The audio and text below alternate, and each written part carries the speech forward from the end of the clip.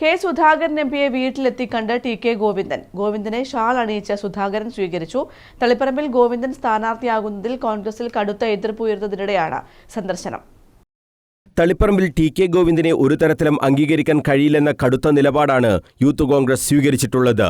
ഇത് തെരഞ്ഞെടുപ്പ് പ്രവർത്തനങ്ങളെ ആകെ ബാധിക്കുമെന്ന ആശങ്കയിലാണ് ടി.കെ. ഗോവിന്ദൻ കെ സുധാകരൻ എംപിയെ സന്ദർശിച്ചത്.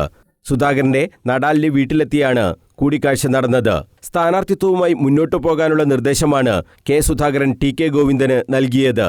എതിർപ്പുള്ളവരുമായി താൻ സംസാരിക്കാമെന്ന ഉറപ്പും സുധാകരൻ ടി.കെ. ഗോവിന്ദന് നൽകിയിട്ടുണ്ട്. ഷാൾ അണിയിച്ചാണ് ടി.കെ. ഗോവിന്ദനെ കെ സുധാകരൻ എംപി സ്വീകരിച്ചത്. CPM ജില്ലാ സെക്രട്ടേറിയറ്റ് അംഗമായിരുന്ന ടി.കെ. ഗോവിന്ദൻ സ്ഥാനാർത്ഥിത്വം പ്രഖ്യാപിച്ച് പാർട്ടി വിട്ടതിനു ശേഷം ജില്ലയിലെ ഒരു നേതാവിനെ സന്ദർശിക്കുന്നത് ആദ്യമായാണ്.